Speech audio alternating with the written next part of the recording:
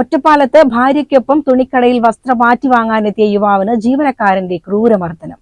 ജീവനക്കാരനായ ഫെബിനെതിരെയാണ് പോലീസ് കേസെടുത്തിട്ടുള്ളത്. ശനിയാഴ്ച ഉച്ചയോടെ ഒറ്റപ്പാലത്തെ ലോലിപോപ്പ് എന്ന തുണിക്കടയിലാണ് കേസിനാസ്പദമായ സംഭവം.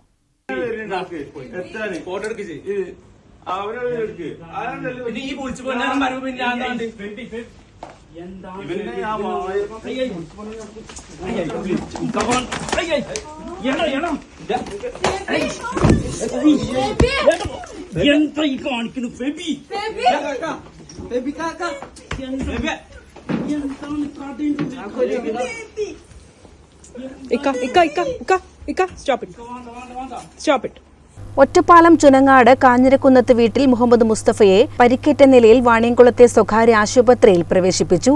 മുസ്തഫയുടെ പരാതിയിൽ ഒറ്റപ്പാലം പോലീസ് കേസെടുത്ത് അന്വേഷണം തുടങ്ങി.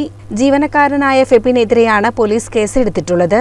ശനിയാഴ്ച ഉച്ചയോടെ ഒറ്റപ്പാലത്തെ ലോലിപോപ്പ് എന്ന തുണിക്കടയിലാണ് കേസിനാസ്പദമായ സംഭവം. കഴിഞ്ഞ 26-ന് മുഹമ്മദ് മുസ്തഫ ഭാര്യ റംഷാനയ്ക്കൊപ്പം എത്തി ഒറ്റപ്പാലത്തെ സ്ഥാപനത്തിൽ നിന്ന് ചുരിദാർ വാങ്ങിയിരുന്നു. ചുരിദാറിനൊപ്പം ഷോൾ നൽകിയിരുന്നില്ലെന്നാണ് പരാതി. ഷോൾ വാങ്ങാനായി വീണ്ടും കടയിൽ എത്തിയതായിരുന്നു ഇരുവരും. ഇതിനിടെ കടയിലെ ജീവനക്കാരൻ ഫെബിൻ റംഷാനയോട് അപമര്യാദയായി പെരുമാറിയെന്ന് ആരോപിച്ചായിരുന്നു തർക്കം. ഇത് പിന്നീട് മർദ്ദനത്തിലേക്ക് വഴിമാറുകയായിരുന്നു. ഇതിന്റെ ദൃശ്യങ്ങൾ റംഷാന മൊബൈൽ ഫോണിൽ പകർത്തിയിട്ടുണ്ട്.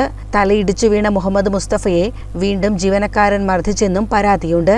ഇതിനിടെ മറ്റു ജീവനക്കാർ പിടിച്ചുമാറ്റാൻ ശ്രമിക്കുന്നതും ദൃശ്യങ്ങളിലുണ്ട്. CCN ഒറ്റപ്പാലം.